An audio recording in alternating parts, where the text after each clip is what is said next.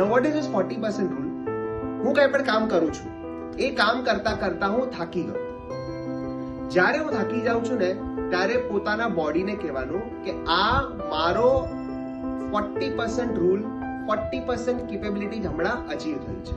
Example આપું છું, ગાડી ચલાવતા હશો ને તો ગાડી ચલાવતા ચલાવતા ગાડીમાં પેટ્રોલ તમને દેખાય છે કે પેટ્રોલ ઓછું થઈ ગયું છે, ગાડી રિઝર્વમાં આવી ગઈ છે. રિઝર્વમાં આવી ગયા પછી પણ ઘણી વખત એવું બનશે કે રિઝર્વનું પણ પેરામીટર ખતમ થઈ જશે, છતાં પણ ગાડી હજી ચાલી શકે છે. આ ઓટોમોબાઈલ વાળા પણ આ રીતે રાખ્યું છે, ખબર છે રિઝર્વ રાખ્યું છે ને હજી આ લોકો પેટ્રોલમાં પહોંચી નહીં શકશે, વધારે આપણે રાખવું પડશે.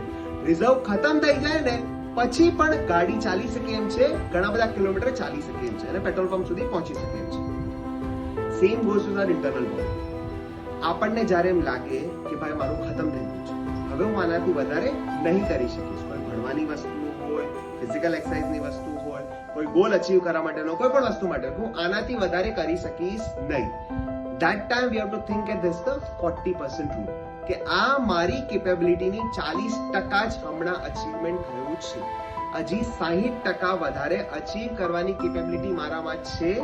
મારે પોતાની જાતને કહેવાનું છે તો હું આ વધારે અચીવ કરી શકવાનો છું.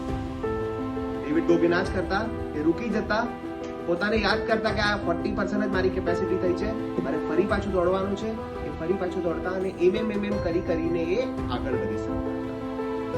વર્લ્ડ રેકોર્ડ એમણે કર્યો છે of doing 4000 pull ups at one go.